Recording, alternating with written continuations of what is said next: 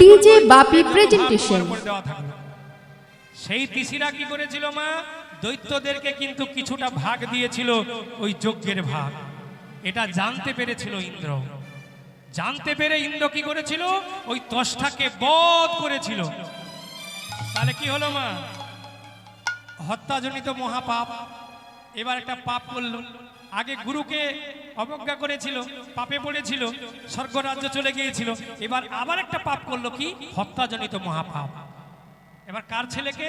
যে গুরু ফিরিয়ে দিয়েছিল তার রাজ্য, সেই গুরুর ছেলেকে হত্যা করেছে।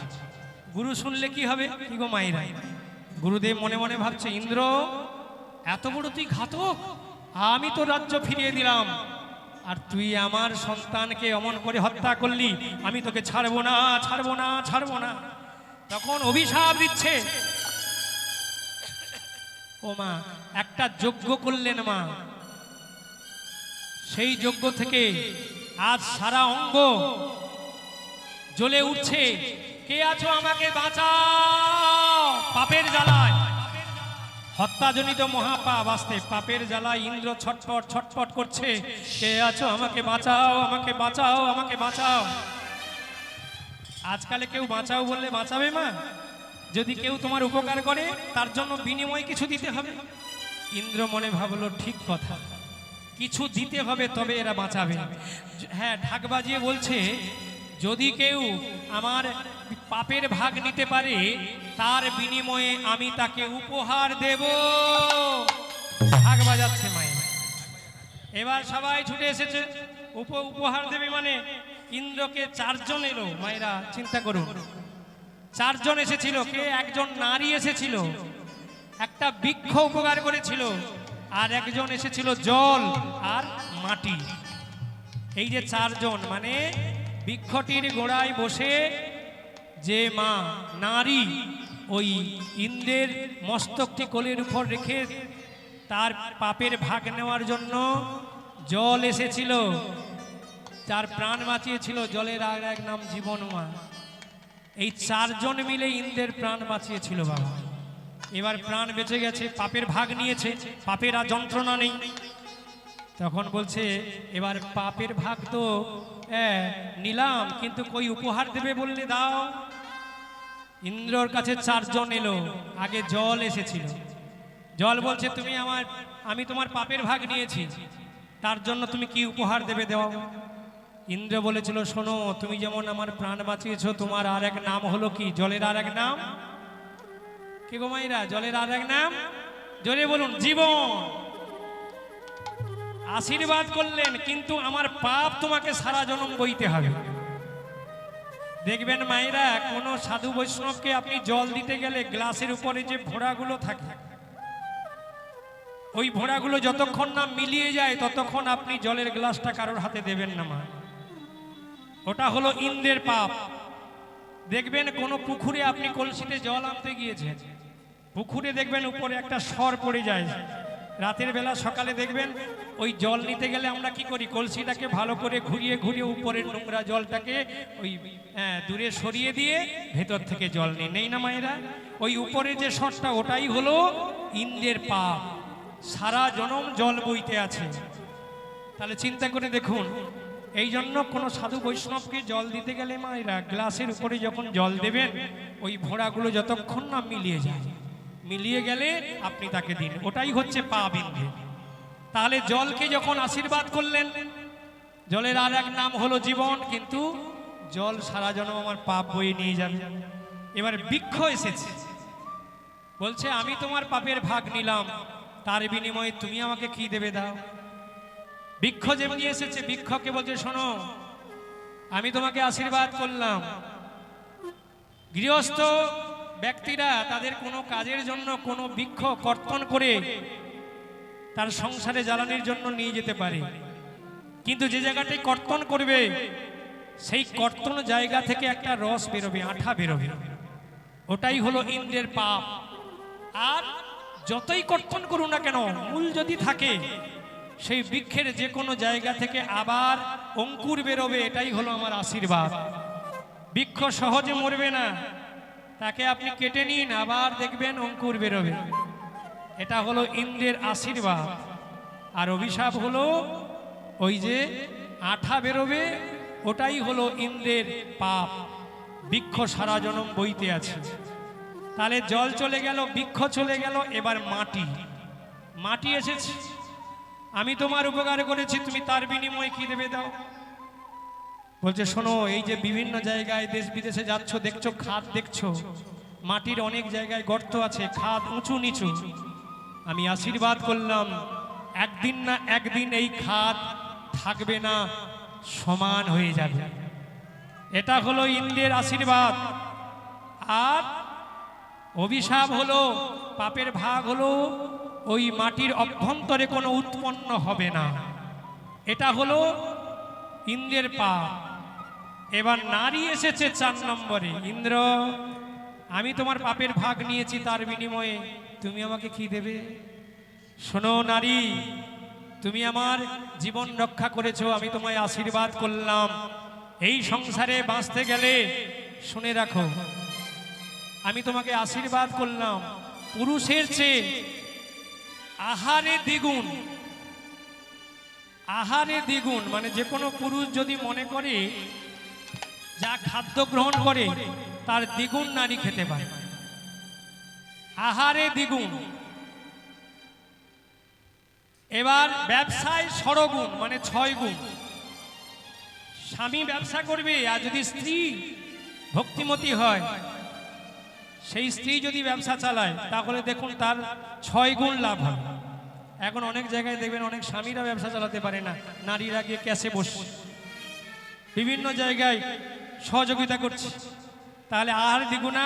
এবার কামে হচ্ছে 8 গুণ, কাম শক্তিতে 8 গুণ। কোনো পুরুষের চেয়ে নারীর 8 গুণ কাম শক্তি বেশি থাকে। এগুলো রতিশাস্ত্রের ব্যাপার, যাই হোক, এর ভেতরে গেলে অনেক কথা আছে। তাহলে এইভাবে নারীকে আশীর্বাদ করলেন, আর পাপের ভাগ যে বইলেন।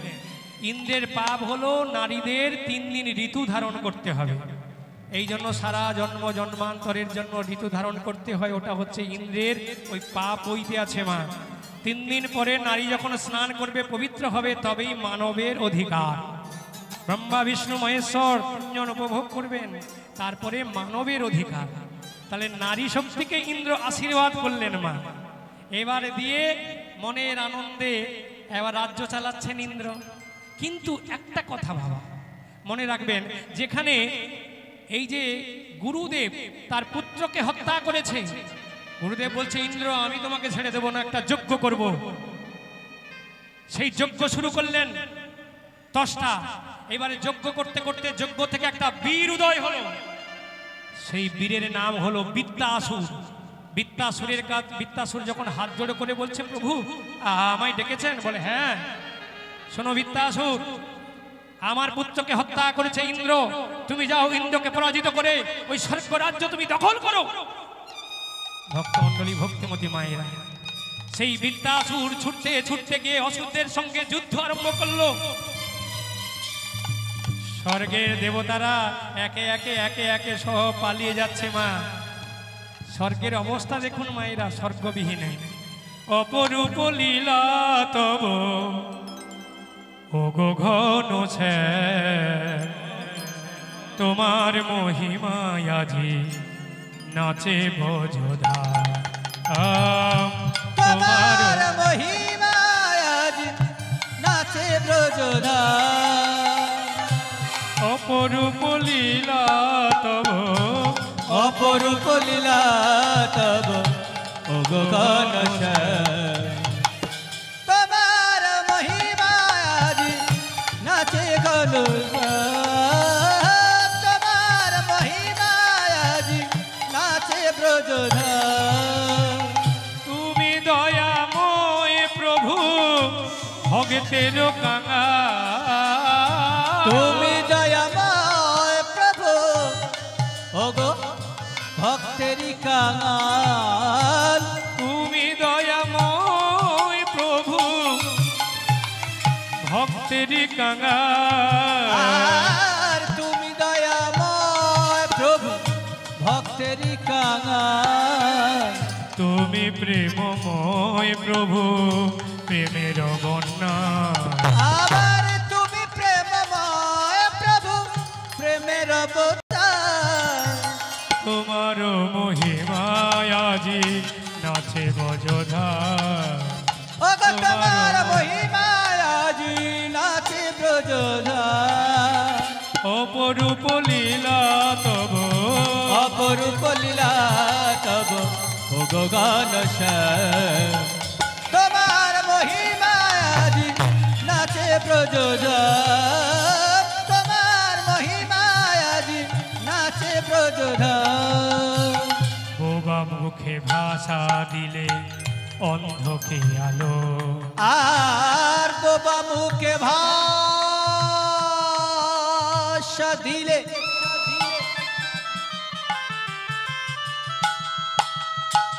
অন্ধকে আলো। বোবা মুখে ভাষা দিলে অন্ধকে আলো।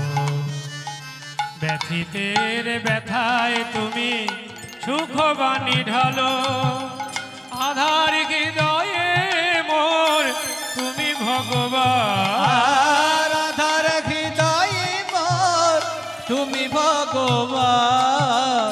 আধার হৃদয়ে মোর তুমি ভগবান। আর আধার হৃদয়ে মোর তুমি ভগবান। তোমার মহিমায় আজি নাচে বজধার। আবার তোমার মহিমায় আজি নাচে ব্রজধার। ও অপরূপ লীলা তব, অপরূপ লীলা তব অপরূপ লীলা তব। লীলামা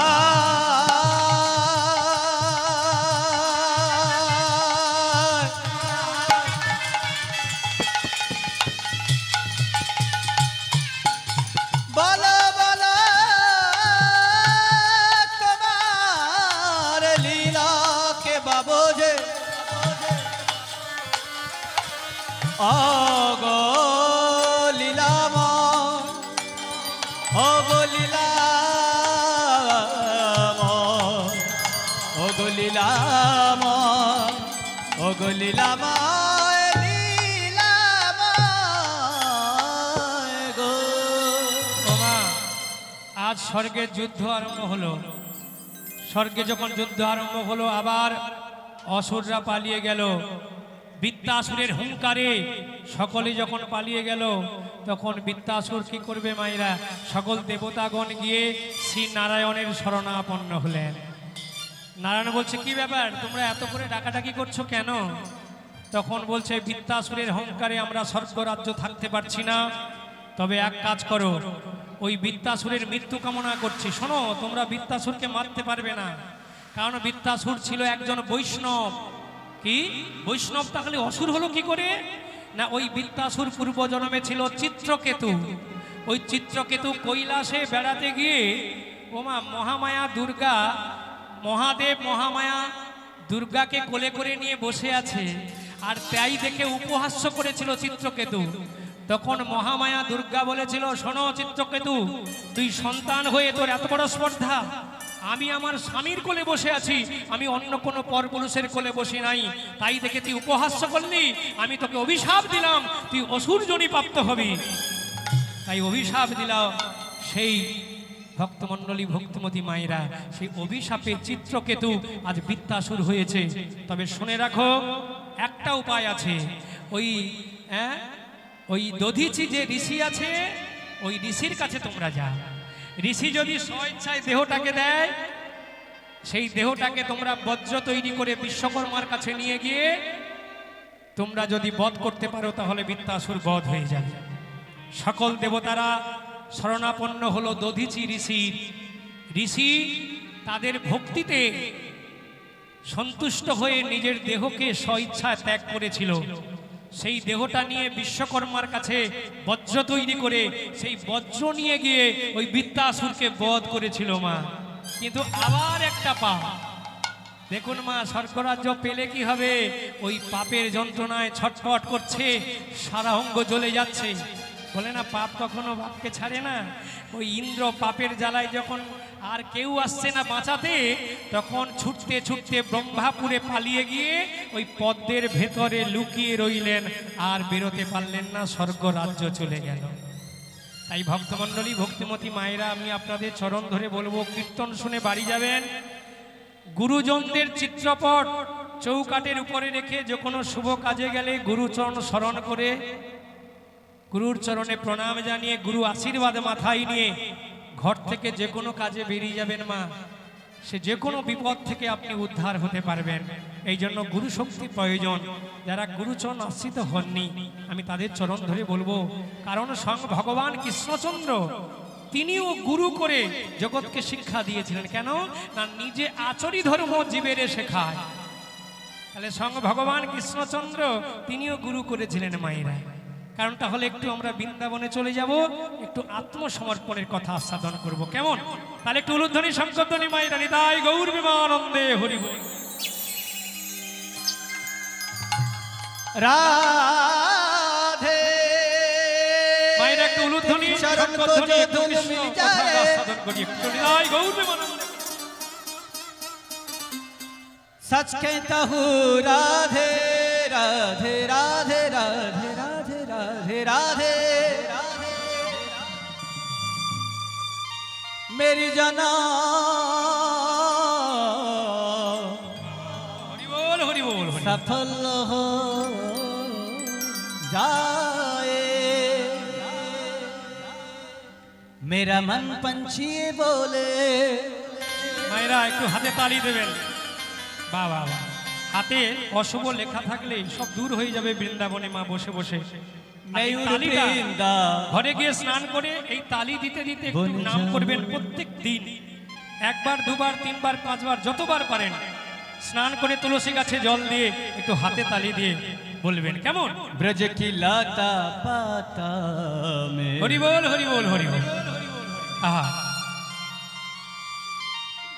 मैं राधे राधे राधे राधे राधे राधे गाओ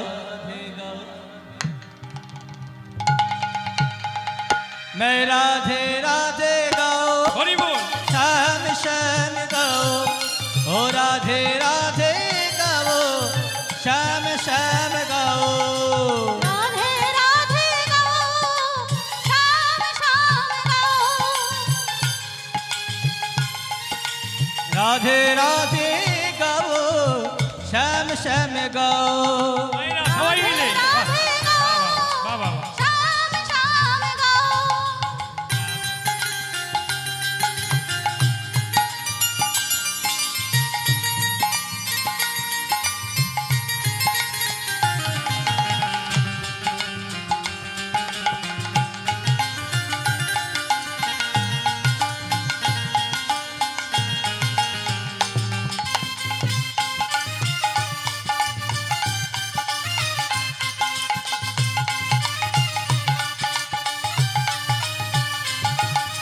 वृंदावन की महिमा प्यारी ओ वृंदावन की महिमा प्यारी कोई ना जाने प्रेम नगरिया मनमोहन के प्रेम ही पहचाने।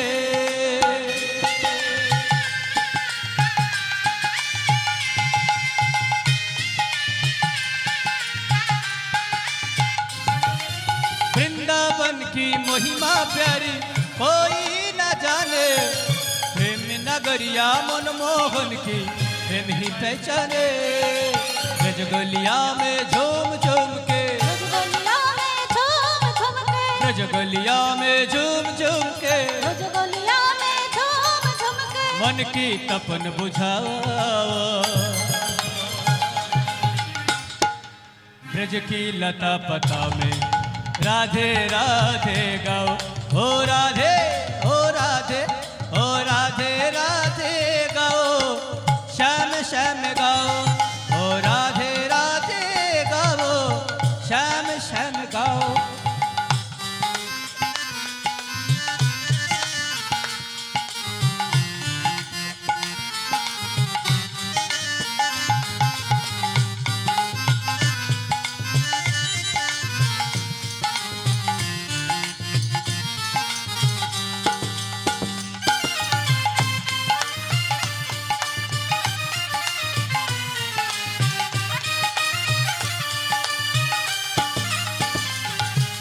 निधुबंजी में जहाँ कन्हैया, निधुबंजी में जहाँ कन्हैया रास रचाते हैं, प्रेम भरी अपनी बांसुरिया आप बजाते हैं।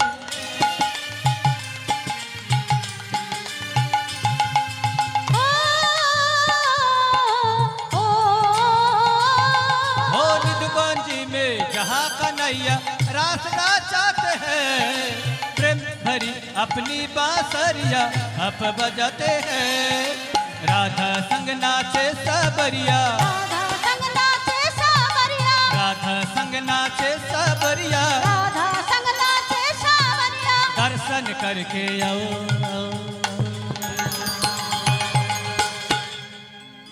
ब्रज की लता पता में ओ राधे राधे गाओ, ओ राधे राधे गाओ, श्याम श्याम गाओ, राधे राधे गाओ, श्याम श्याम गाओ।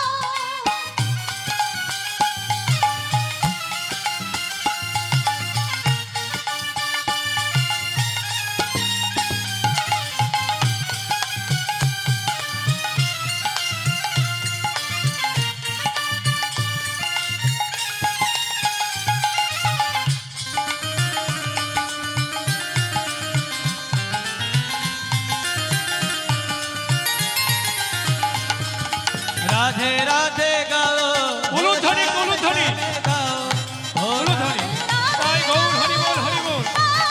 उलूध्वनि राधे राधे गाओ, ओ श्याम श्याम गाओ, राधे राधे गाओ, श्याम श्याम गाओ। ओ राधे राधे राधे राधे राधे राधे गाओ,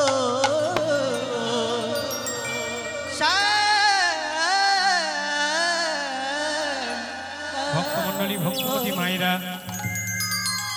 নবদ্বীপে রাধা গোবিন্দ মিলিত তনু আমার খুব সুন্দর। আজকের বৃন্দাবনে স্বয়ং ভগবান কৃষ্ণচন্দ্র তিনি ছিলেন 11 বৎসর বৃন্দাবনে, মথুরায় ছিলেন 12 বৎসর, অর্জুনের সারথি হয়েছিলেন 13 বৎসর, বাকি 89 বৎসর বৃন্দাবন ছেড়ে মথুরা ছেড়ে তিনি দ্বারকায় চলে গেলেন। মায়েরা কোনো কথা নয়, একটু বসুন, আস্তে আস্তে প্রসাদ যাচ্ছে আপনাদের কাছে। নীরবতা বসে প্রসাদটি সেবা করুন আর কর্ণদ্বার দিয়ে এক মনে নামটা আস্বাদন করুন মা। কারণ তাহলে স্বয়ং ভগবান বৃন্দাবনে 11 বৎসর ছিলেন। স্বয়ং ভগবান বৃন্দাবনে 11 বৎসর ছিলেন। স্বয়ং ভগবান বৃন্দাবনে এলেন জগৎজীবকে তার লীলার ছলে জগৎজীবকে জানানোর জন্য আত্মসমর্পণ কি করে করতে হয়, ভগবানকে গুরুচরণ আশ্রিত হয়ে কেমন করে আত্মসমর্পণ করতে হয়, সেই লীলা আমরা আজকে আস্বাদন করছি। তাহলে আজকের ভগবান বৃন্দাবনে এলেন কেমন ভাবে, বংশের নামগুলো একটু আস্বাদন করব মায়েরা। চন্দ্রের পুত্র হলো বুধ, বুধের পুত্র হলো পুরর্বা, পুরর্বার পুত্র হলো আয়ু, আয়ুর পুত্র হলো নৌষ, নৌষের পুত্র হলো যজাতি, যজাতির পুত্র হলো যদু, যদুর পুত্র হলো অক্কুর, অক্কুরের পুত্র হলো চিত্ররথ, চিত্ররথের পুত্র হলো বিদুরথ, বিদুরথের পুত্র হলো সুর, সুরের পুত্র হলো ভজমান, ভজমানের পুত্র হলো সিনি, সিনির পুত্র হলো ভাজ, ভাজকের পুত্র হলো ঋদিক, ঋদিকের পুত্র হলো দেবমীর, দেবমীরের পুত্র হলো সুর, সুরের পুত্র হলো বসুদেব, আর বসুদেবের পুত্র হলো ভগবান শ্রীকৃষ্ণচন্দ্র। নিতাই গৌর প্রেমানন্দে হরি হরি হরি বল।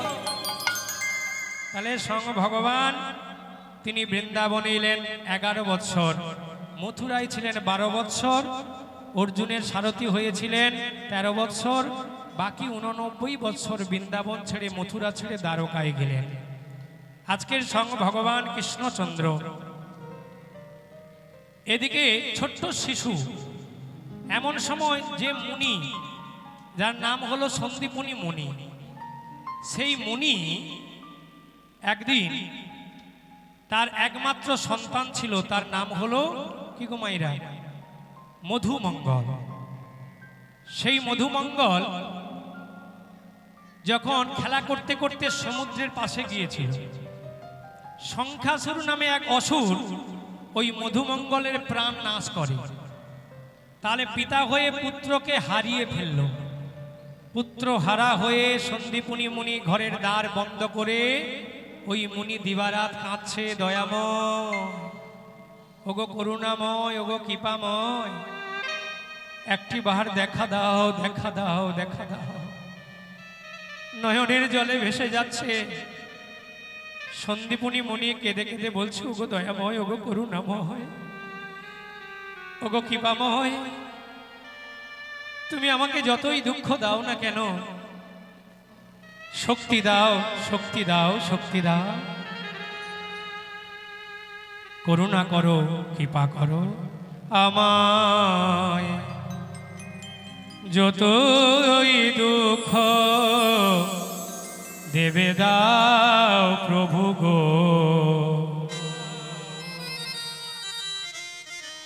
কৃপা করো দয়াময়, দয়াময়, কৃপা করো দয়াময়, আমায় যতই দুঃখ দেবে গো দয়াময়, দয়াময়, কৃপা করো দয়াময়, কৃপা করো দয়াময়।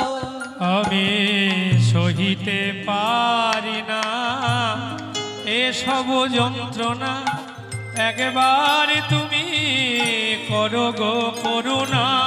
আমি সহিতে পারি না এসব যন্ত্রণা, একবার তুমি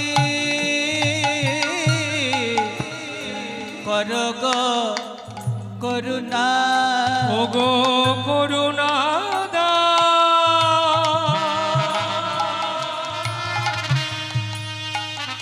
ওগো করুণা দাও, দয়াময়, ওগো করুণা দাও, যতই দুঃখ দেবে দাও প্রভু গো, দয়াময়, শুধু কৃপা করো দয়াময়, কৃপা করো দয়াময়। আমি কত যে কেঁদেছি, কত যে দেখেছি, কত আখি জল চরণে ঢেলেছি, আমি কত যে কেঁদেছি, কত যে ডেকেছি, আবার কত যে আখি জল চরণে ঢেলেছি, কতই দুঃখ জানিয়েছি প্রভু, আর কতই দুঃখ জানিয়েছি প্রভু। কৃপা করো দয়াময়, কৃপা করো দয়াময়, আমায় যতই দুঃখ দেবে দাও প্রভু গো, কৃপা করো দয়াময়, কৃপা করো দয়াময়, কৃপা করো গো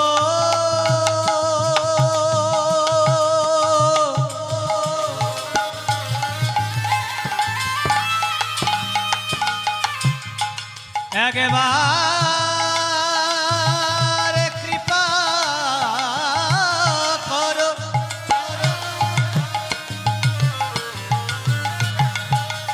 ও গো দয়াময়, ও গো করুণাময়, কৃপা করো, কৃপা করো। ভক্তমণ্ডলী, ভক্তমতী মায়েরা, আজকের মুনি কাঁদছেন তার পুত্রের জন্য। মায়েরা, আমরাও যদি কেউ পুত্রহারা হয়ে থাকি, পুত্র হারার যে যন্ত্রণা, সেই যন্ত্রণা সহ্য করা বড় দায়। ভগবানের কাছে কায় মনোবাক্যে স্মরণ নিচ্ছেন ভগবান। চিন্তা করলেন আমি তো ছোট্ট শিশু, কি করে ভক্তে নয়নের জল মুছে দেব। আচ্ছা বলুন তো মায়েরা, আমরা ভগবানকে ডাকি না বাবা? কখন ডাকি গো মা? ও মায়েরা আমার দিকে তাকান, আমার দিকে তাকান। কখন আমরা ডাকি? যখন আমরা টাকার দরকার হয় বলছি, যখন বিপদে পড়ি। ডান দিকে আমার ছেলে, চিন্তা করে দেখুন, এই যে খোল বাজাচ্ছে বাবু, বলছে কি যে যখন টাকার দরকার হয় তখন ভগবানকে ডাকে। আর কখন ডাকি মায়েরা? বিপদে পড়লে ডাকি। কিন্তু সুসময়ে আনন্দের সময় আমরা কখনো ডাকি না। আজকে সন্দীপনী মনি কাঁদছেন, কিন্তু ভগবান তো তা বোঝে না। ভগবান জানে যদি কেউ আমাকে কাতর স্বরে ডাকে, অনুনয় বিনয় করে ডাকে, মন প্রাণ ঐক্য করে ডাকে, সেই ডাকে আমি সাড়া দেই। কিন্তু আমি তো ছোট্ট শিশু, আমরা অনেক সময় ডাকি গো মায়েরা, কিন্তু ভগবান যদি শিশু হয়, ভগবান কোন অবস্থায় কেমন ভাবে আছে আমরা সেটা কখনো ভাবি না, কখনো দেখি না। ডাকতে হয় ডাকি, যদি আমাদের উপকার করে ভালো, আর না হলে ভগবানকে বিশ্বাস করি না। এই তো আমাদের অনেক সনাতন ধর্মে অনেক ছেলে আছে, অনেক মানুষ আছে, তোমার ভগবান নেই। আমি জানি যখনই ওই কথাটা বলে তখন মনে মনে ভাবি ওই মনের মধ্যে অনেক ব্যথা আছে, এই জন্য বলে তোমার ভগবান নেই। বাবা, ভগবান কি বলেছে? যে করে আমার আস আমি করি তার সর্বনাশ, যে তবুও ছাড়ে না আমার পাশ আমি হই তার দাসেরও দাস। দেখেছেন মা? তাহলে ভগবান আপনাকে আগে নিঃস্ব করে দেবে, কাঙাল করে দেবে, তবুও যদি আপনি তার চরণ না ছাড়েন তাহলে তখন ভগবান আপনার দাস হয়ে যাবে। ভগবান ভক্তের কাছে বিক্রি হয়ে যায়। তুলসী দল মাত্রেন জলস্ব চলকে এনেবা বিক্রি নিতে সমাত্ম নাম ভক্তেব্য ভক্ত বৎসল্য। শাস্ত্রে প্রমাণ করেছে মা, ভক্তের মতো ভক্ত বলে আমি নিজেকে, আমি ভক্তের কাছে বিক্রি হয়ে যাই, আমি বিক্রি হয়ে যাই। ভগবান কত দয়াল, কত দীনবন্ধু, কত পতিত পাবন। সন্দীপনী নয়নের জল বৃথায় গেল না মায়েরা। একদিন ছোট্ট শিশু কৃষ্ণ মায়ের কাছে গিয়ে বলছে, মা গো, ও মা আমি বিদ্যা অভ্যেস করবো। মা কি বিদ্যা অভ্যেস করবি? বলছে হ্যাঁ মা আমি বিদ্যা অভ্যেস করবো। মা গো, আমি যখন গোচারণে গরু বাছুর নিয়ে খেলা করি না, তখন সবাই বলে এই মূর্খ কানাই, মূর্খ কানাই। আচ্ছা মা, আমি একটা কথা বলবো মা, আচ্ছা বিদ্যাহীন জীবনং শূন্য দিক শূন্যস্য বান্ধবা পুত্রহীন গৃহ শূন্য সর্বশূন্য দারিদ্রতা। আচ্ছা বলুন তো মা, আপনি ঘর সাজালেন, খাট আলমারি ঘর সাজালেন, স্বামী স্ত্রী বিবাহ হলো, কিন্তু সেই ঘরে যদি একটা সন্তান না আসে, বলুন তো মায়েরা, সেই সংসারটি কেমন হয়? হ্যাঁ, পুত্রের প্রয়োজন আছে, তাই না মায়েরা? এই জন্য তো প্রত্যেকটি মানুষ সন্তান চায় গো মায়েরা। বিবাহিত জীবনের পরে সন্তান চায়, কেন বলুন তো মায়েরা? এখানে বলছে সন্তান কি হবে? কস্য পিতা কস্য মাতা কস্য পুত্র সহোদরা কয়া প্রাণনং সম্বন্ধ কাকস্য পরিবেদনা। এই জগতে কেউ কারণ নয়, কার ছেলে কার মেয়ে, তবু আমরা সন্তান চাই। কেন না? বলছে পুত্রার্থে প্রিয়তে ভার্যা পুত্র পিণ্ডং প্রয়োজনম হিত প্রয়োজন মিত্র ধনং সর্ব প্রয়োজনম। বৃদ্ধ বয়সে অনেক পুত্র আছে, বৌমা আছে, শ্বশুর শাশুড়িকে বাবা মা বলে ডাকে না। মা যে সারা জনমটাই সংসারে ছেলের জন্য দিয়ে দিল, সংসারে খেটে, কিন্তু শেষে বৃদ্ধ বয়সে বাবা বৌমা ছেলে অনেকে আছে বাবা বলল না, মা বলল না। মায়েরা কষ্ট পাবেন না মা? তবুও সন্তান চাইছে প্রত্যেকটি ঘরের মায়েরা। কেন? মৃত্যুর পরে যে পিণ্ডদান করবে গো মা, বহু নামক নরকে তার স্থান হবে, সেই সন্তানের জন্য সন্দীপনী দ্বার বন্ধ করে কাঁদছে, দয়া ভয় আমার একটি সন্তানটাকে ফিরিয়ে দাও, ফিরিয়ে দাও, ফিরিয়ে দাও।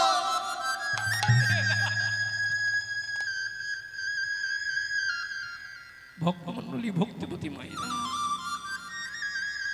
সংসার সন্তান বেদনায় সন্দীপনী মুনি কাঁদছে, কিন্তু ভগবান স্থির থাকতে পারছে না। ভগবান যে ভক্তের কান্না সহ্য করতে পারে না, ছুটে গিয়ে ওই ভক্তকে উদ্ধার করবার জন্য ভগবান অভিনয় করতে গেল। কি, যখন ছোট্ট শিশু মায়ের কাছে গিয়ে বলছে, মা গো আমি বিদ্যা অভ্যাস করব মা। কি, মা জানে স্বয়ং ভগবান অন্তর্যামী ভগবান, যিনি অনন্ত কোটি ব্রহ্মাণ্ডের মালিক, যিনি একদণ্ড না থাকলে বিশ্ব সংসার অন্ধকার হয়ে যাবে, সেই ভগবান কি করে বলে আমি বিদ্যা অভ্যাস করব।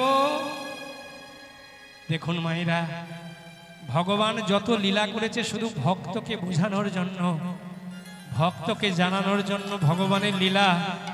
এই জন্য স্বয়ং ভগবান কৃষ্ণ জানে আমি ছোট্ট শিশু, আমি ঘর থেকে বেরোবো বললে আমার মা আমাকে যেতে দেবে না। মায়ের চরণ ধরে বলছে, মা গো আচ্ছা বলো না মা, কিছুদিন পরে যখন আমি বড় হব, গোঠে মাঠে গরু চড়াবো, গ্রামের সবাই বলবে এই মূর্খ কানাই পড়াশোনা করলো না। আচ্ছা বলো মা, ছেলেটি যদি খারাপ হয় কাকে দোষ দেয় গ্রামের মানুষরা? বাবাকে আগে দেয় না মাকে? কি গো মায়েরা, কোনো ছেলে যদি দুষ্টুমি করে, কোনো খারাপ কাজ করে, পাড়ায় ছোট ছেলেকে পাড়ার লোকেরা কি বলে? আগে গিয়ে মাকে বলে না? হ্যাঁ, আগে মায়ের কাছে যায়। শাস্ত্র বলছে, দেখুন মা বলছে, উন্মাদ মাতৃদোষে না পিতৃদোষেন মূর্খতা, অদাতা বংশ দোষে না কর্ম দোষেন দারিদ্রতা। মানে উন্মাদ মাতৃদোষে না, মায়ের দোষে সন্তান উন্মাদ হয়। মায়েরা রাগ করবেন না মা, বেশি ছেলেকে আদর করতে নেই, বেশি আদরে কি হয়? আদরে বাঁদর হয়। এই জন্য আমি আপনাদের চরণ ধরে বলবো মায়েরা, একটা জিনিস আমি দেখেছি, এত ডিস্ট্রিক্টে যাই কিন্তু মেদিনীপুরের একটা ঐতিহ্য আছে। আমার যেখানে জন্মস্থান সেখানে কি জানেন মা, প্রত্যেকটি বাবা মা ছোট্ট ছেলেকে স্কুলে দেওয়ার পরে থেকে কিন্তু আপনাদের দেশে বা বিভিন্ন দেশে যাই বাচ্চাকে, ছোট ছেলেকে এত ভালোবাসে, আমাদের দেশে কিন্তু এত ভালোবাসে না। কারণ ছেলেকে বেশি ভালোবাসলে পড়াশোনা করতে পারবে না। এই জন্য আমি দেখেছি ভালোবাসাটা খুব কম। স্কুলে যখন থেকে যাবে, পেছনে বারান্দা যদি ছোট ঘর থাকে, চৌকি পেতে দিয়ে সেই ছেলেটিকে সেখানে পড়ার জন্য একটা জায়গা করে দেবে, যে তুমি ওই জায়গা থেকে বেরোবে না, তোমার জন্য খাবার চলে যাবে, খাওয়া দাওয়া করবে, পড়াশোনা করবে। পড়াশোনা যদি তুমি বন্ধ করেছো, তাহলে যে ছেলে পড়াশোনা করবে না, এক রাতের বেশি 2 রাত সেই ছেলেকে বাড়িতে রাখবে না। বলে তুমি যখন বিদ্যা শিখতে পারলে না এই বয়সে, তাহলে তুমি চলে যাও, তোমার যোগ্যতা অনুযায়ী তুমি পয়সা রোজগার করতে যাও। তাহলে বলুন তো মা, 10 বছরের ছেলে একটা পড়াশোনা করলো না, সেই ছেলেটাকে যদি ঘর থেকে বের করে দেয়, কোথায় যাবে? কি কাজ করবে? চায়ের দোকানে, হোটেলে থালা ধুইতে হবে। কি গো মায়েরা, ঠিক প্রত্যেকটি মা বাবার এটাই উদ্দেশ্য, যে পড়াশোনা যদি করতে না পারো তাহলে বেরিয়ে যাও ওই ফুটপাতে, হোটেলে কাজ করো, তাহলে পয়সা রোজগার করবে। পড়ার মর্মটা তুমি তখনই বুঝবে। এই জন্য আমি আপনাদের চরণ ধরে বলবো মা, ছোট্ট ছেলেদেরকে বেশি আদর করবে না, আদরে বাঁদর হয়। এই জন্য একটা জিনিস জানবেন মা, আমরা দেখেছি, এখন নয়, মেদিনীপুর ডিস্ট্রিক্ট অনেক উচ্চ শিক্ষিত, এখনো আমাদের গ্রামে আমেরিকাতে 4টে ছেলে আছে, রিসার্চ করছে। তা যাই হোক মায়েরা, আমি আপনাদের বলবো মা, ঠিক তেমনি কৃষ্ণ গোপাল মাকে বলছে, মা গো আমি যদি ঘটে মাঠে গরু চড়াই, তাহলে লোকে কি বলবে? যে মায়ের দোষে ছেলেটা নষ্ট হয়ে গেছে। আচ্ছা মা, আমি তোমার চরণ ধরে বলছি মা, তাহলে বলছে অনুমাদ মাতৃদোষে ন পিতৃদোষে ন মূর্খতা। পিতার দোষে ছেলে মূর্খ হয়। বলুন তো মায়েরা, কোনো ছেলে কোনো পরীক্ষাতে একটু রেজাল্ট খারাপ করেছে, ঘরের বাবারা যদি বলে, হ্যাঁ গো তোমার ছেলে এতগুলো টিউশনি দেওয়ার পরে রেজাল্ট কত? বলে কোনো রকম পাস করেছে। কোনো বাবা যদি বলে একটু ভালো করে চেষ্টা করতে হবে, তাহলে হলো। আর যদি বলে এই ছেলেকে পড়িয়ে আর কোনো লাভ নেই, ও কাজে লাগিয়ে দাও, কি গো মা, সেই ছেলের পড়া হবে? তাহলে শাস্ত্র কখনো মিথ্যা নয়। বলছে উন্মাদ মাতৃদোষেন পিতৃদোষেন মূর্খতা, অদাতা বংশদোষেন, বংশদোষে অদাতা, কর্মদোষে দারিদ্রতা। অনেকে আছে দেখবেন মা, কুড়ে আছে মা, একদিন যদি 500 টাকা রোজগার করে, সে 2 দিন কাজে যাবে। আছে না মা অনেক পুরুষ? 500 টাকা শেষ হবে, এবার বউর কাছে কতটা টাকা আছে সেই টাকাটা বের করে নিয়ে বাজার করে খরচা করে ঘরে বসে থাকবে। তারপরে স্ত্রীরা যদি গুঁতো দেয়, কি গো তুমি কাজে যাচ্ছ না কেন? কাজে যাচ্ছে, এই তো যাবো, কাজ নেই মার্কেটে, বাজারে সব কাজের জন্য হাহাকার করছে, কাজ নেই। কিন্তু চিন্তা করুন, কাজ রয়েছে, সে কাজে যায়নি। এই পৃথিবীতে কর্ম কখনো শেষ হয় না মা, কিন্তু কর্ম করার জন্য তাকে যেতে হবে, তাকে চেষ্টা করতে হবে, তবেই সে জায়গায় যেতে পৌঁছতে পারবে। তাই বলছে মা শোনো রাখো, আমি বিদ্যা অভ্যাস করবো। মা তুই বিদ্যা অভ্যাস করবি?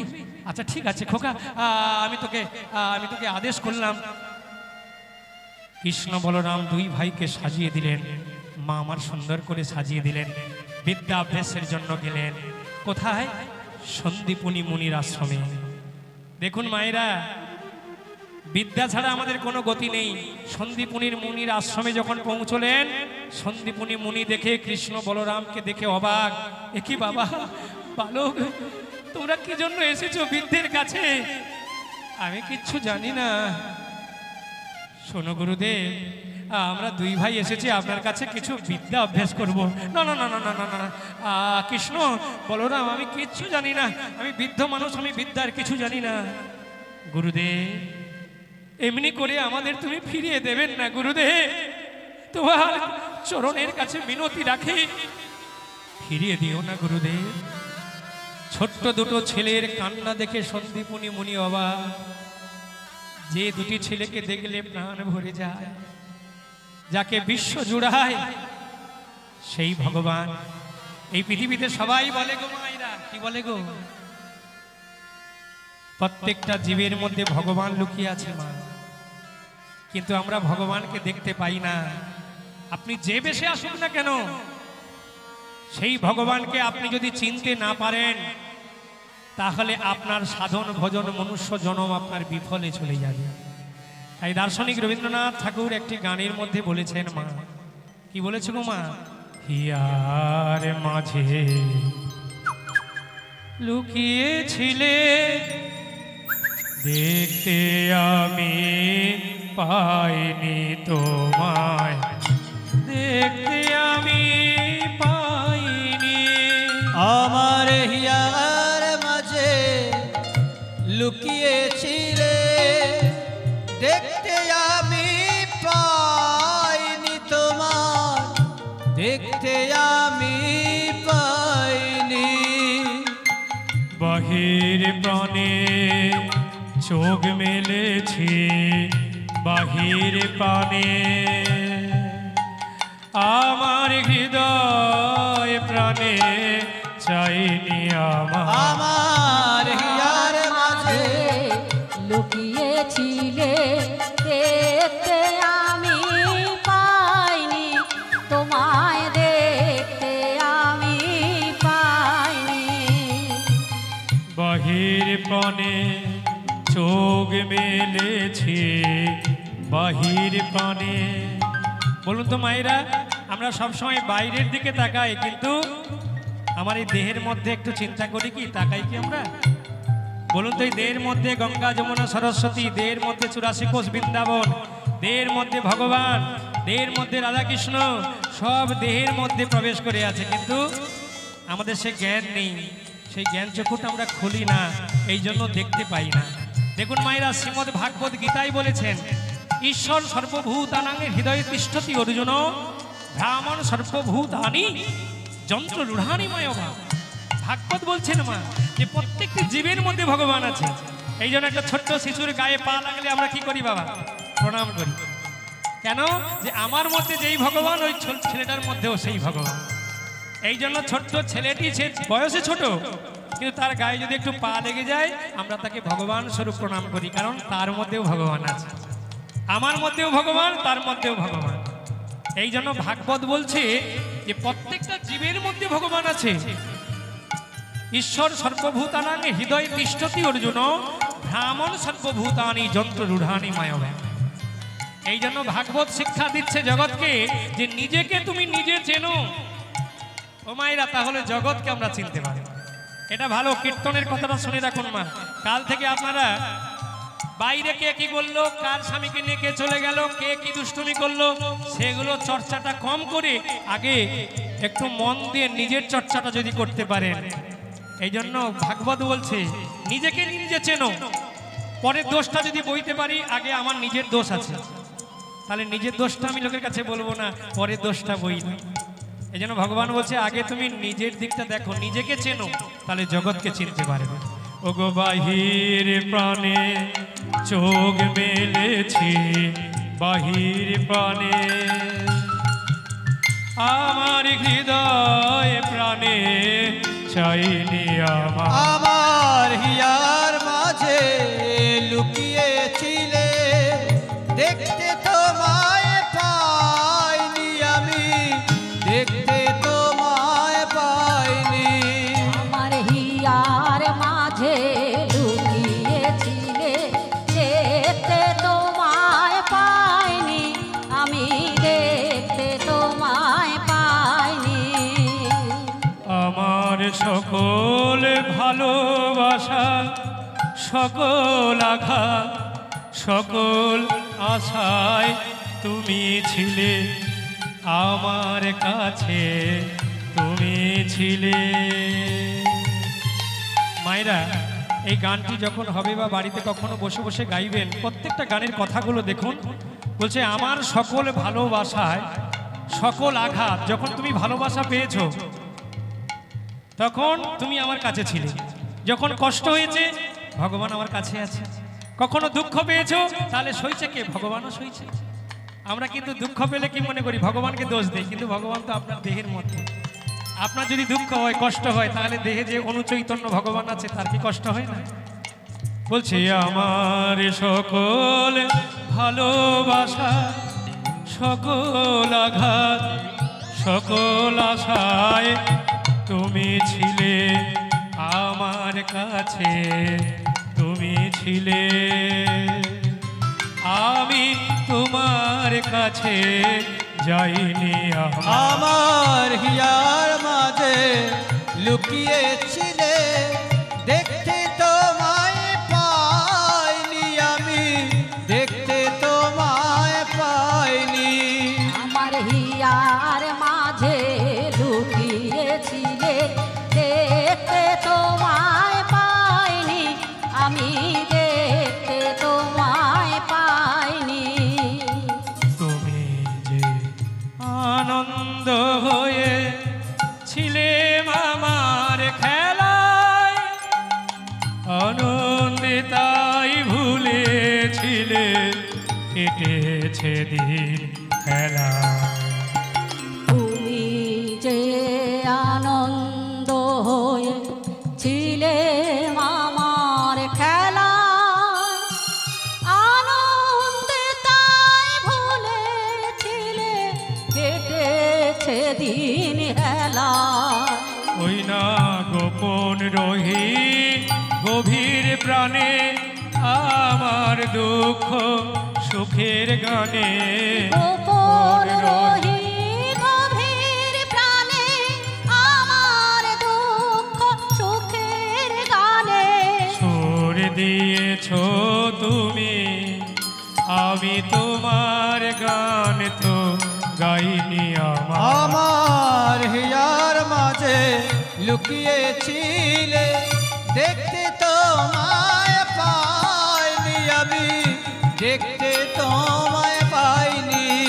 আমার হিয়ার মাঝে লুকিয়েছিলে, দেখতে তোমায় পাইনি আমি, দেখতে তোমায় পাইনি। ভক্তমণ্ডলী, ভক্তমতী মায়েরা, তাহলে কীর্তনের মধ্যে আমরা কি জানলাম? আমাদের দেহের মধ্যে ভগবান আছে, অনুচৈতন্য ভগবান। সেই ভগবানকে জাগাতে হবে গুরুচরণ আশ্রিত হয়ে। এই জন্য স্বয়ং ভগবান কৃষ্ণচন্দ্র মায়ের কাছে আদেশ নিয়ে কৃষ্ণ বলরাম দুই ভাই যখন গুরুর কাছে গেলেন, সেই সন্দীপনী মুনি দুটি ছেলের বক্তব্য শ্রবণ করে আজ গুরুদেবের কাছে 2 মাস 7 দিন ছিলেন বাবা। 64 প্রকার বিদ্যা, জ্ঞান বিদ্যা, চিকিৎসা বিদ্যা, সঙ্গীত বিদ্যা, যত রকম কলা বিদ্যা ছিল সকল বিদ্যায়, 64 বিদ্যায় 2 মাস 7 দিনে তাই বিদ্যায় পারদর্শী হলেন।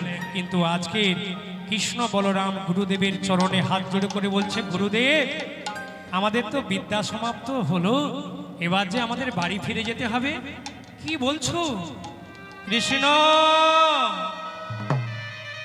বলরাম তোরা দুই ভাই চলে যাবি বাবা, তোরা দুই ভাই চলে যাবি, তাহলে বৃদ্ধটা কি নিয়ে থাকবে বল বাবা, কি নিয়ে থাকবে?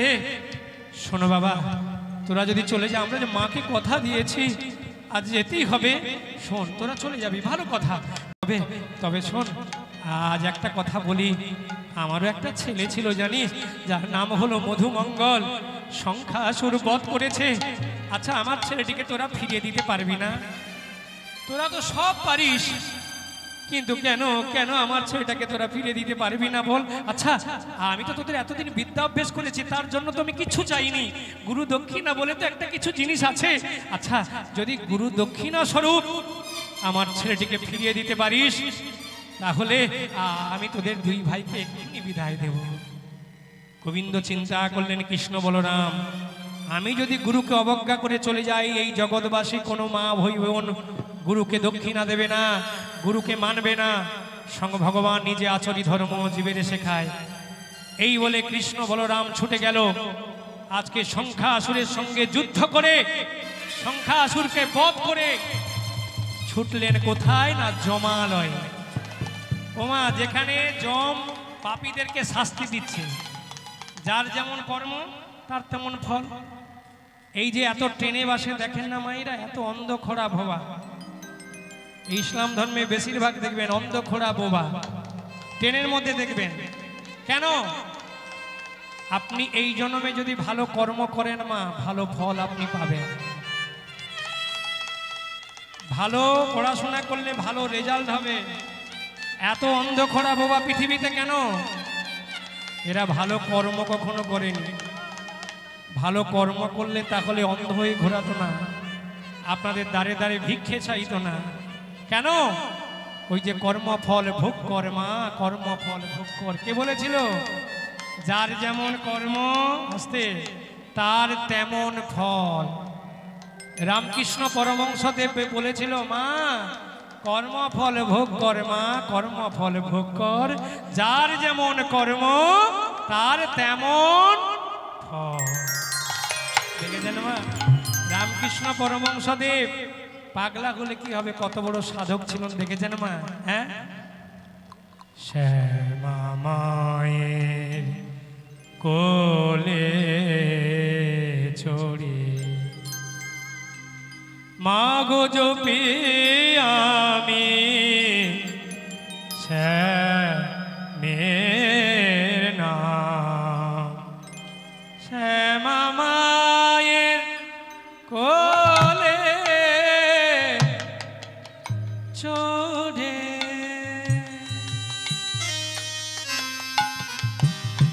ওগো জপি আমি শ্যামা আনা, শ্যামা মায়ের কোলে চড়ে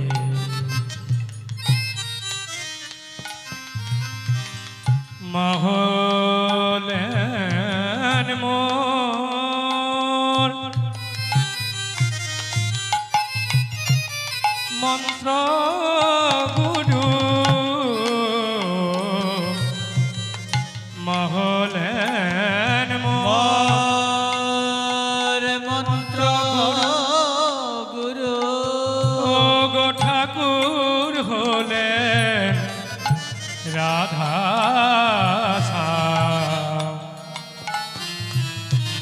শ্যামা মায়ের কোলে চড়ে মাগো জপি আমি শ্যামা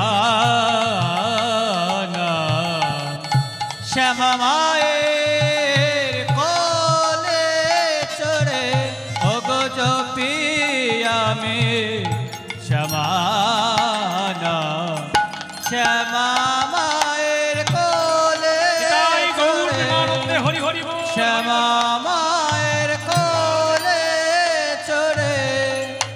শ্যামা মায়ের কোলে চড়ে। ভক্তমণ্ডলী ভক্তমতী মায়ের। তাহলে আজকের সেই রামকৃষ্ণ পরমহংসদেব কত বড় সাধক, মা ছাড়া কিছু জানতো না। মা সদা সর্বদা মা মা মা মা। এই জন্য ইংরেজিরা কথা বলে না, I love you love me, মানে আস্তে, মানে আমি তোমাকে ভালোবাসি, তুমি আমাকে ভালোবাসো। একটা যুবক যুবতীর ভালোবাসা শুধু নয়, এখানে ভক্তে ভগবানের ভালোবাসা, হ্যাঁ, পিতা পুত্রের ভালোবাসা, স্বামী স্ত্রীর ভালোবাসা, কত ভালোবাসা বাবা। কিন্তু রামকৃষ্ণ পরমহংসদেব শুধু মা মা করে ভালোবাসতেন মায়েরা। তাই বলেছিল, মা যার যেমন কর্ম তার তেমন ফল, কর্মফল ভোগ কর মা, কর্মফল ভোগ কর। সেই কৃষ্ণ বলরাম দুই ভাই আজকের শঙ্কাসুরকে বধ করে যখন জমালয়ে দাঁড়ালেন, যম চিন্তা করলেন কি পাপীদের শাস্তি দিচ্ছে। এই কৃষ্ণ গোপাল দাঁড়িয়ে আছে দেখে পাপীরা যে যে দর্শন করছে সে মুক্তি পেয়ে চলে যাচ্ছে। জমালয়ে যম ভাবলো, কি প্রভু আপনাকে দেখে যে পাপীরা শাস্তি না পেয়ে তারা মুক্তি পেয়ে যাচ্ছে, আপনি কি জন্য এসেছেন?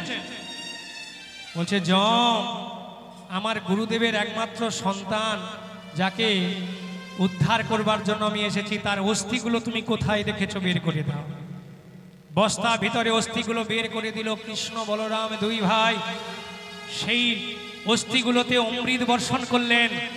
যে দেহে নবকলেবর মানে নতুন প্রাণ এলো। যখন প্রাণ এসেছে আর কি থাকতে পারে? সন্মুখে কৃষ্ণ বলরামকে দেখে মধুমঙ্গল কি স্থির থাকতে পারে? ছুটে গিয়ে প্রভুর চরণে যখন প্রণাম করে জড়িয়ে পড়েছেন, ওগো কে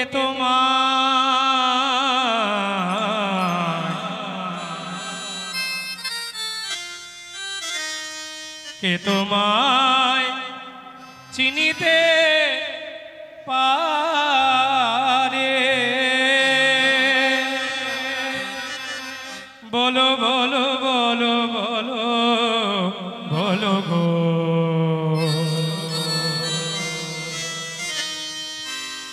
বলো কে তোমায় চিনিতে পারে, বলো বলো কে তোমায় চিনিতে পারে,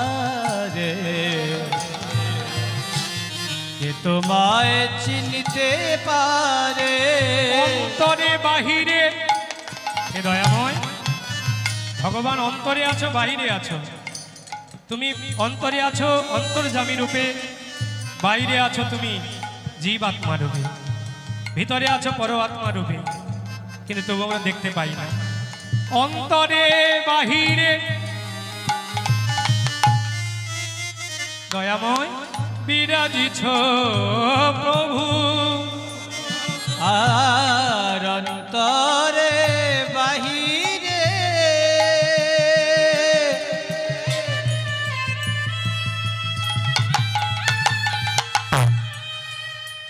অগো বিরাজিছ প্রভু, অন্তরে বাহিরে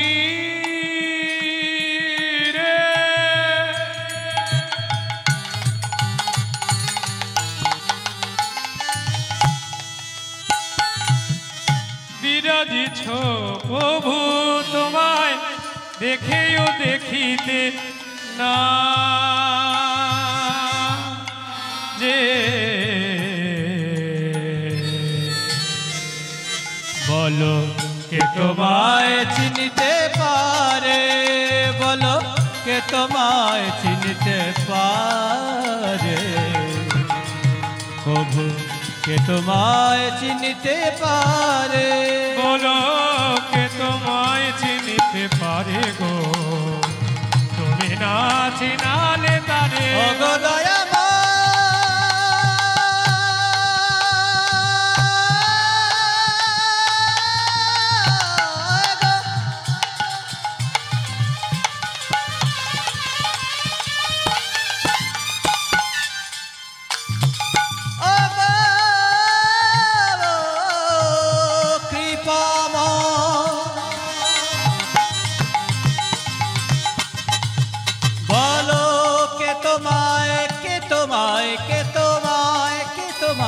কে তোমায়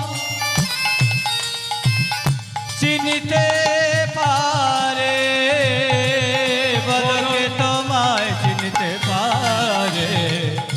না চেনালে তারে বলো কে তোমার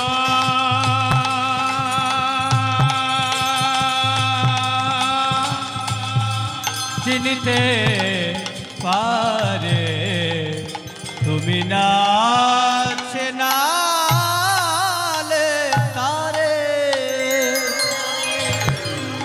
চরণ ধরে লুটিয়ে পড়লেন ভগবান।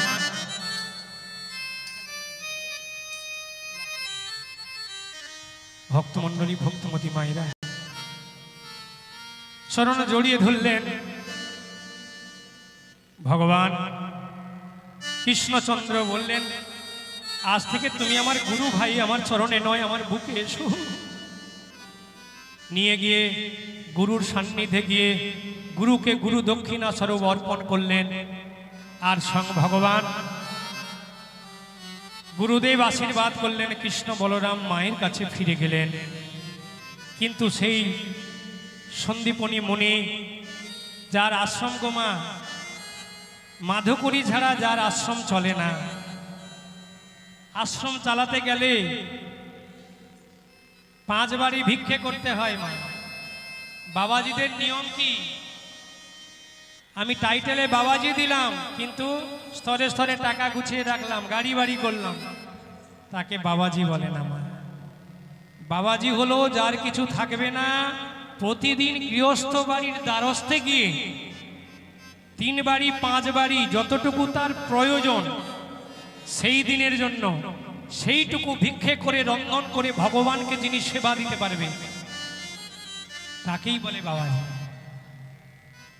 কিন্তু আমরা অনেক দেশে দেখি, অনেক জায়গায় এত বাবাজি দেওয়া থাকে। বাবা হোক, তবুও এ জন্মে না হলে পরজন্মে যদি অনুরাগ থাকে তাহলে ভক্ত হওয়া যায়। তবে বাবাজি আর সন্ন্যাসী কাকে বলে? মা যে বৃক্ষের গোড়ায় 2 রাতের বেশি 3 রাত থাকা চলবে না, যাকে সন্ন্যাসী মানে ত্যাগী, যার মধ্যে ত্যাগ থাকবে। আজকের এই বৃক্ষের গোড়ায় বসলাম, কালকের হাঁড়ি কড়া কিনলাম, কালকে তিরপল টাঙালাম, কালকের বড় করে আবার বাথরুম পায়খানা বানালাম, এই করে আস্তে আস্তে বাড়ালাম, তা নয়।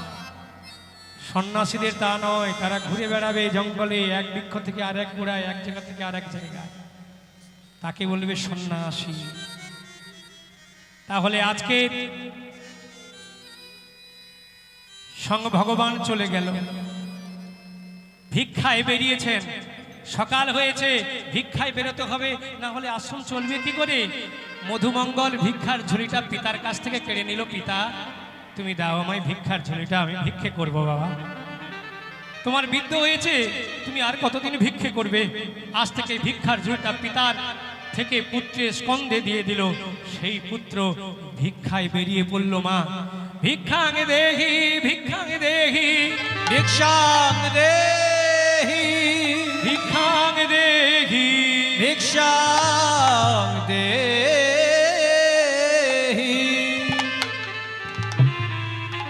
ভিক্ষা চাইছে, মা গো আমায় কিছু ভিক্ষে দেবে? মা আমি দরিদ্র নারায়ণের সেবার জন্য এসেছি। মা ও মা, যে বাড়িতে যাচ্ছে 11 বৎসরের ছেলে, দেখলে তার মুখের দিকে নারায়ণের সেবার জন্য এসেছে ভিক্ষায়, যে দ্বারে যায় সেই মা তাকে আঁচল ভরে ভিক্ষা দেয়।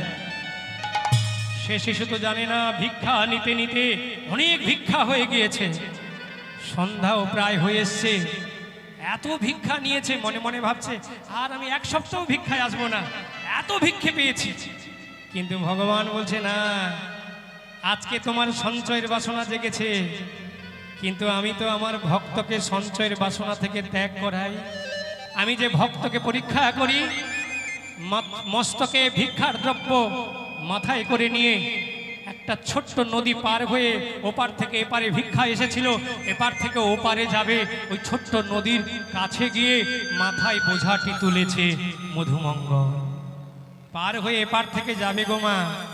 যেমনি মাত্র ভগবান চিন্তা করলো, আমি তো ভক্তকে পরীক্ষা করি, আজ থেকে যদি ও মধুমঙ্গলের সঞ্চয়ের বাসনা জাগে তাহলে আমাকে ডাকবে না কোনোদিন। তাহলে আজকে পরীক্ষা করতে হবে। ভগবান কশ্যপ রূপ ধারণ করেছেন। 10 অবতারের মৎস্য, কুর্ম, বরাহ, নরসিংহ, বামন, পরশুরাম, রাম, বলরাম, বুদ্ধ, কল্কি, এই 10 অবতারের দ্বিতীয় অবতার হলো কশ্যপ রূপ। ভগবান প্রথমে মৎস্যরূপ ধারণ করেছিলেন। প্রথম হয়েছিল কি মাছ গো মায়েরা? প্রথম হয়েছিল পুঁটি মাছ, তারপরে হয়েছিল শিঙি মাছ। এই গল্প বলতে গেলে লীলাটা হবে না। যাই হোক, প্রথমে পুঁটি মাছ হয়েছিল, তারপরে শিঙি মাছ রূপে হয়ে মনু রাজাকে বলেছিল শেষ পর্যন্ত পৃথিবীটা প্রলয় হয়ে যাবে আর একটা জাহাজ বীজ নিয়ে আসবে। শোনো, ওই শিঙি মাছকে কাঁটা বানাবে, যাকে বলে লঙ্গর, ওই বানাবে। বাসুনি নাগকে দড়ি বানাবে। ওই জাহাজটিকে এমন করে বেঁধে রাখবে যাতে যতই ঝড় বৃষ্টি প্রলয় হোক না কেন ওই জাহাজটি কোনো উদ্দেশ্যে যেন না ভেসে চলে যায়। দেখেছেন মায়েরা, সারা পৃথিবীটা আবার একদিন না একদিন প্রলয় হয়ে যাবে, কিন্তু বীজ রাখার মালিক সেই তো ধরে রাখবে মা। এই জন্য ভগবান প্রথমে মনুরাজার বিশ্বাস হয়েছিল না বলে পুঁটি মাছ রূপে দেখা দিয়ে সেই মনুরাজাকে বলেছিল এটাই তোমার কাজ। তাহলে মৎস্যরূপ, এরপরে কুর্মরূপ মানে কচ্ছপ রূপ। সেই কচ্ছপ রূপ ধারণ করে নদীর মধ্যে খেলা করছে মায়েরা। এবারে মাথায় বোঝা নিয়েছে। এবার সেই বোঝাটা নিয়ে যখনই নদীর গর্ভে পাটা দিতে গেল মা, সঙ্গে সঙ্গে কচ্ছপ রূপী নারায়ণের পৃষ্ঠে চরণটা পড়েছে আর পা স্লিপ করে মস্তকের যত ভিক্ষের দ্রব্য ছিল সব দ্রব্য নদীর গর্ভে চলে গেল। দয়াময়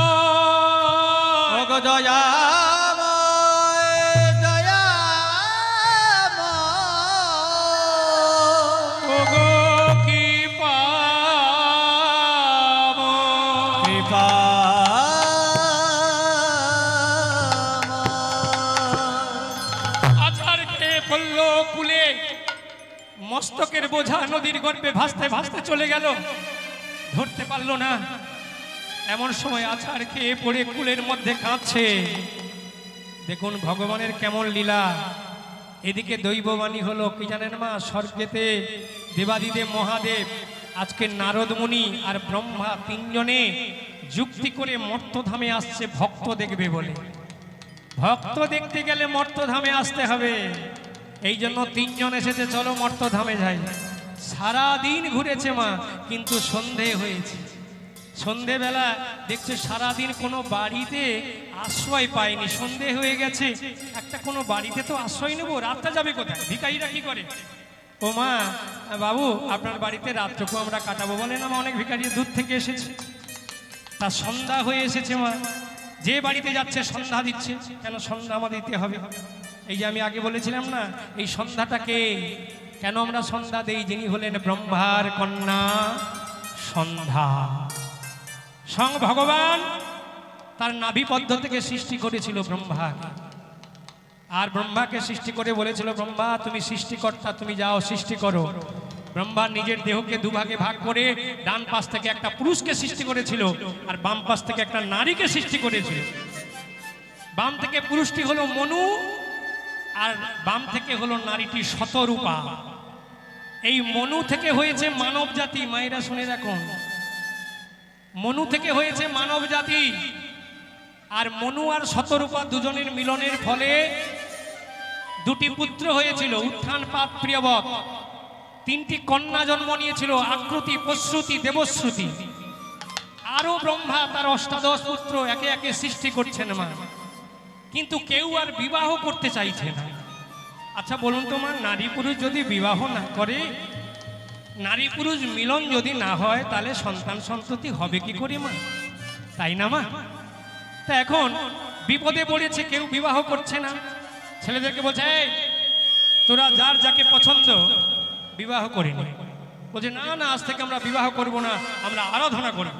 বলে তাই নাকি? তাহলে একটা কথা বলছি শোন, তোরা যদি আরাধনা করিস, কেউ বিবাহ করতে চাইছে না মা। তখন বিপদে পড়েছে, আর যখন বিপদে পড়েছে ব্রহ্মার শরণাপন্ন হচ্ছে। আর যখন ব্রহ্মা শরণাপন্ন হলেন স্বয়ং ভগবানের, ভগবান তার নিজের দেহ থেকে একজনকে সৃষ্টি করেছিল। আপনারা রাসলীলায় শুনতে পাবেন, কাম দেবতা মদন। ওই মদনকে সৃষ্টি করে বলেছিল মদন তুমি যাও, ব্রহ্মা বিপদে পড়েছে, সাহায্য চাইলে তুমি সাহায্য করবে, যাও আমার কাছে 5টি বাণ নিয়ে। এবারে ব্রহ্মা যখন গেল, মদন যখন গেল ব্রহ্মার কাছে, ব্রহ্মা বলল কে? না আমার নাম মদন। কি চাও? না আমি বিপদে পড়েছি, ভগবান পাঠিয়েছে। বলে তাহলে তুমি আমায় সাহায্য করতে পারবে? বলে হ্যাঁ পারবো না কেন। তাহলে আমার কাছে 5টা বাণ আছে। বাণগুলো কি? মদন, মাদন, শোষণ, স্তম্ভন, মোহ। মদন মানে বাহ্যিক জগতের ব্যাখ্যাগুলো বলছি বাবা। মদন মানে দর্শনে ভালো লাগে। কোনো মেলায় গিয়ে একটা ছেলে একটা মেয়েকে দেখলে তার যদি ভালো লাগে তাকে বলে মদন। বাড়িতে এসে ভাবনাকে বলে মাদন। শোষণ হলো কোনো ক্রমে তার বিবাহ হয়ে গেলে শোষণ, তারপরে মিলনের পরে স্তম্ভন, তারপরে হলো মোহ। নারী পুরুষ মিলন হলে তার প্রতি তার মায়া, মোহ মায়া। এই যে 5টি বাণ, এই 5টি বাণ যখন পেলেন তখন মনের আনন্দে ব্রহ্মা, মদন মনে মনে ভাবছে বাবা এই তো ব্রহ্মা তো আমাকে বাণগুলো দিল, কিন্তু কাজ হয় কিনা দেখি। কিছু দূর এগিয়ে গেছে, চিন্তা করলো বাণগুলো কাকে দিয়ে আগে পরীক্ষা করব। কাউকে তো দেখতে পাচ্ছি না। পেছন দিকে যখন দেখলেন না ব্রহ্মা দাঁড়িয়ে আছে, তার সামনাসামনি একটি কন্যা, ব্রহ্মার কন্যা সন্ধ্যা সম্মুখে যাচ্ছে। এমন সময় 5টি বাণ নিক্ষেপ করলো ব্রহ্মার অঙ্গে। যখন ব্রহ্মার অঙ্গে যখন বাণগুলো ছুটছে, 1 2 3 4 5, এই 5টা বাণ যখন ব্রহ্মার অঙ্গে বিঁধে গেল, এই বাণগুলো তো কামনা বাসনার বাণ। যেই বাণগুলো যখন বিঁধে গেল, ব্রহ্মা কামে জাগরিত হয়ে ছুটতে ছুটতে সন্ধ্যার দিকে এগিয়ে যাচ্ছে। সন্ধ্যা পিতার মনুষ্য অবস্থা দেখে লজ্জায় লজ্জিত হয়ে বলে এক্ষুনি যদি কেউ দেখে ফেলে, এ কি পিতার এই মনুষ্য কেন আমাকে ধরবার জন্য ছুটে আসছে, অমন করে কেন? না না, ছুটতে ছুটতে সতীত্বকে রক্ষা করবার জন্য ছুটতে ছুটতে একটা সরোবর দেখতে পেল। সম্মুখে সরোবরে ঝাঁপ দিয়ে সন্ধ্যা নিজের প্রাণটা বিসর্জন দিল। ভগবান হাতছানি দিয়ে বলল, সন্ধ্যা তুমি এত সতী নারী, তুমি প্রাণ বিসর্জন দিলে কেন? বাবা বাবা। সন্ধ্যা হাত জোড়ে করে বলল, দয়াময়, এই জগতে আমি যা দেখলাম এমন রূপ যেন কেউ না দেখতে পায়। এই জগৎবাসী মা ভাই বোন, প্রত্যেকটি ভাই বোনের জন্য আমি আমার এই মন প্রাণ এই জীবনটাকে তোমার চরণে আত্মসমর্পণ করে জানাতে চাই, যা হয়েছে যেন এই জগতে এমন কাজ আর কখনো কোনোদিন কেউ না করে। আমি তোমার কাছে আমার আর্জি জানিয়ে আমি আমার প্রাণটি বিসর্জন দিলাম।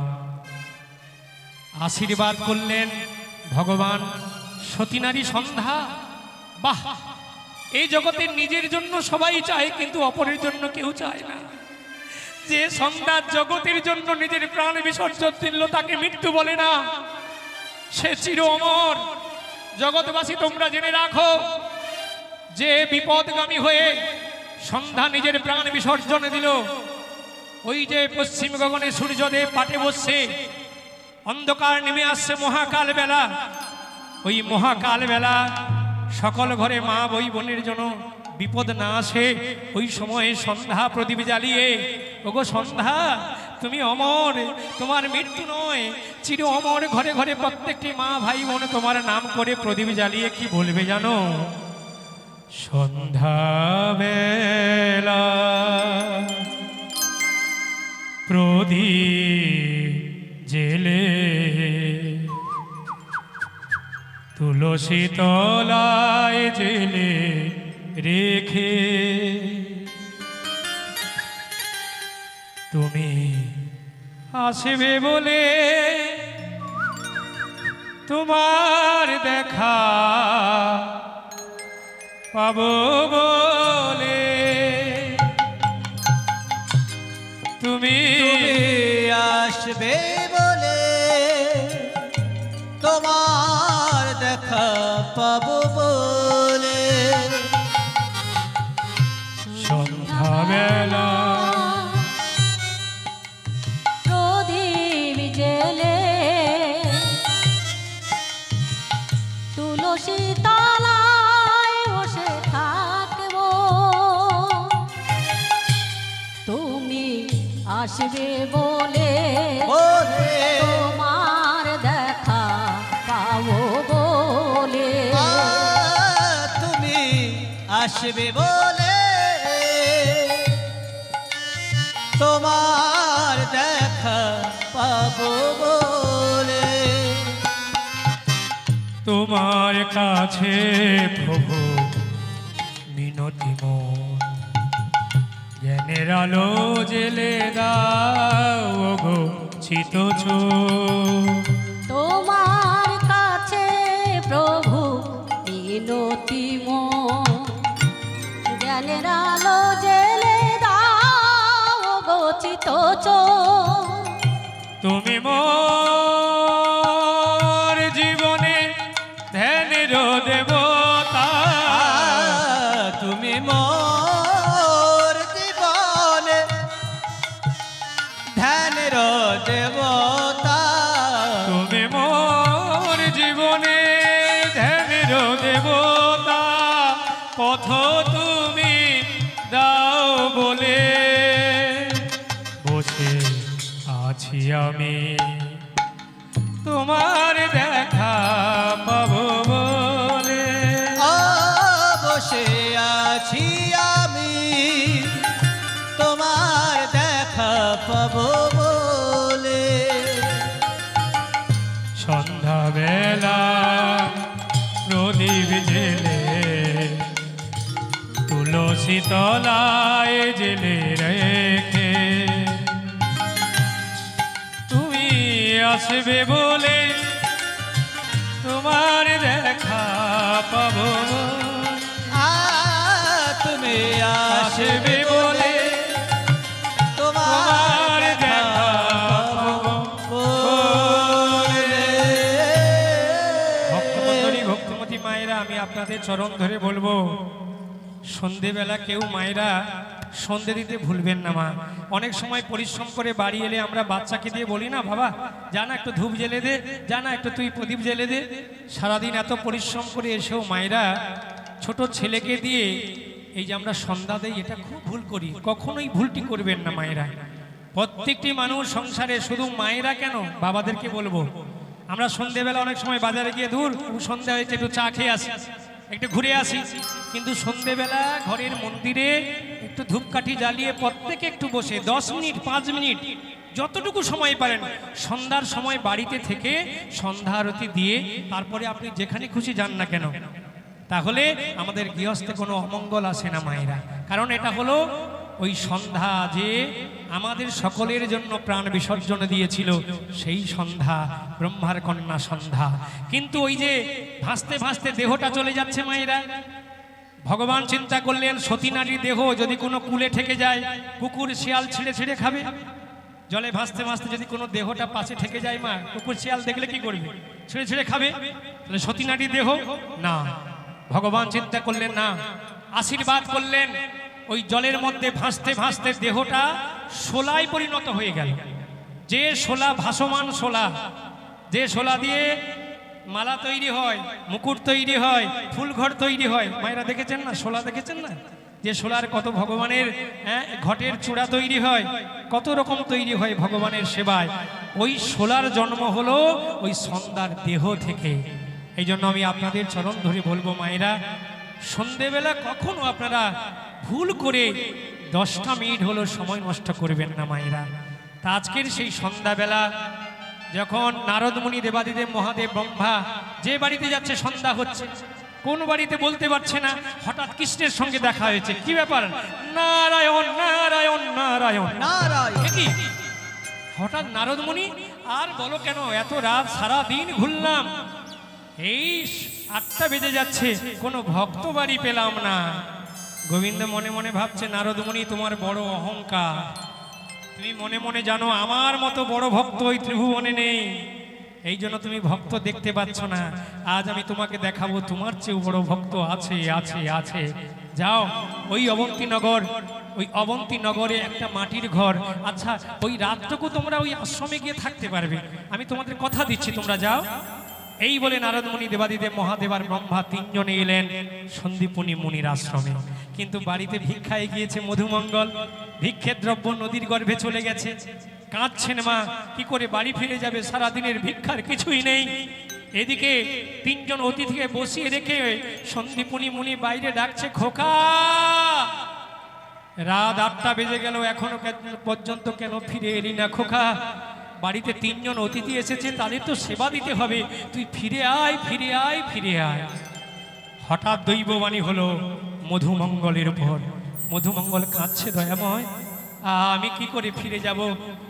আমার কাছে কিছুই নেই, বাড়িতে তিনজন অতিথি এসেছে শুনেছি, কি হবে দয়াময়? ভগবান দৈববাণী হয়ে বলছে, মধুমঙ্গল একটা উপায় আছে, এই রাতের বেলা কোনো বাড়িতে ভিক্ষায় গেলে মায়েরা কেউ ভিক্ষা দেবে না। দেবেন মা? এত রাত্রে যদি কেউ ভিক্ষায় যায় তাহলে তোমার ভক্ত সেবা হবে কি করে? বলে একটা উপায় আছে, শোনো, তুমি চুরি করতে পারবে? বলে না, আমি তো কখনো চুরি বিদ্যা শিখিনি। চুরি বিদ্যা শেখনি? তাহলে আমি যদি তোমাকে শিখিয়ে দেই? বলে তাহলে আমি নিশ্চয়ই করব, কারণ আমার নারায়ণের সেবা তো হবে। আমি যদি চুরি করতে যাই এটা মহা পাপ হবে।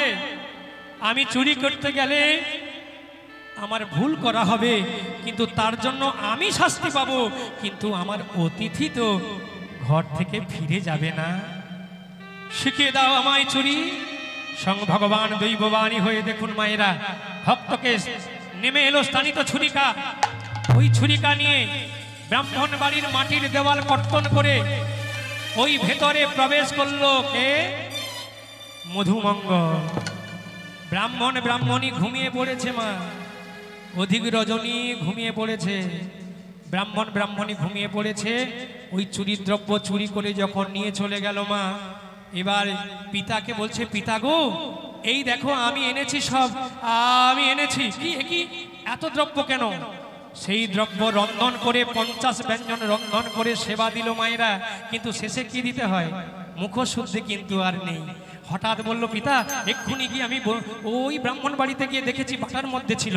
ব্রাহ্মণ বাড়িতে প্রবেশ করেছে, মুখশুদ্ধিটা বেঁধে নিয়ে বাইরে বেরিয়ে আসছে, এমন সময় ব্রাহ্মণী জেগে উঠে দুটি চরণ জড়িয়ে ধরেছে, চরণ ধরে টানাটানি করছে, এদিকে ওদিকে টানছে মা।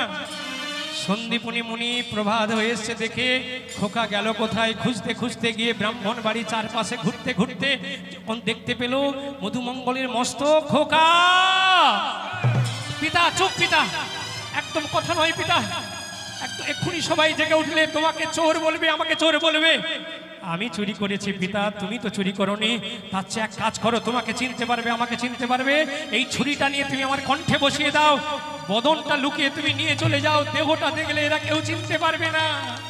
ওরে খোকা তুই বোকা, আমি পারবো না। পারতে হবে পিতা, ভাগবতে দেওয়া আছে মৃত্যু হলো কপকার। মায়েরা, মৃত্যু কপকার গো মা, 2 প্রকার, অপমান আর শাস্তি। এই জগতে একটা চোরকে বাজারে ধরলে, প্রহার করলে তাকে বলে ওকে মেরে ফেলো, এই অপমান আর শাস্তিতে মৃত্যু। তার চেয়ে আমি মরার সময় যদি তার নাম করতে করতে প্রাণটা দিতে পারি, তাহলে পিতা তুমি এক কাজ করো, ওই স্থানিত ছুরিটা আমার কণ্ঠে বসিয়ে দাও। ছুরিটা বসিয়ে দিল, 2 ভাগে ভাগ হয়ে গেল, মস্তকটা নিয়ে চলে গেল, আর দেহটা সকালবেলা ব্রাহ্মণী টানতে টানতে ওই গঙ্গার জলে ভাসিয়ে দিল। স্নান করতে গেল দেবাদিদেব মহাদেব, স্নান করতে গিয়ে ওই দেহটা ভাসতে দেখে ওই দেহটাকে নিয়ে এসে নারদ মুনিকে ডেকে ওই দেহটাকে একত্রিত করে এনে দিলেন, আর সকল দেবতারাও ভগবানের শরণ নিলেন। সঙ্গ ভগবান এসে সম্মুখে ওই 2টি দেহ একত্রিত করে আশীর্বাদ করে আজ ভক্তকে প্রাণ ফিরিয়ে দিলেন। ওগো ভক্ত আরে ভগবানের হইল মিলন, ভক্ত আরে ভগবানের হইল মিলন, ভক্ত আরে ভগবানের হইল মিলন, ভক্ত আরে ভগবানের হইল মিলন। ওগো প্রেমানন্দে বাহু তুলে বলুন হরি বল, বাহু তুলে বলুন হরি বল, হরি বল, হরি বল, হরি বল, হরি বল, হরি বল, হরি বল, হরি বল, হরি বল।